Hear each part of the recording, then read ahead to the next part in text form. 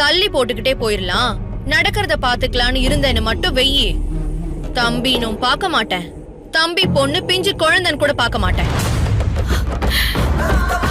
நான் இறக்கமே பார்க்க மாட்டேன், செஞ்சு விட்டுட்டு போயிட்டே இருப்பேன். ஜாக்கிரதை சொல்லிட்டேன். இந்தா, எவ்வளவு சீக்கிரம் கையெழுத்து போட்டு கொடுக்கறியோ அந்த அளவுக்கு நீ புருஷனா நினைக்கிற விஜய்க்கு நல்லது. பாத்துக்கோ.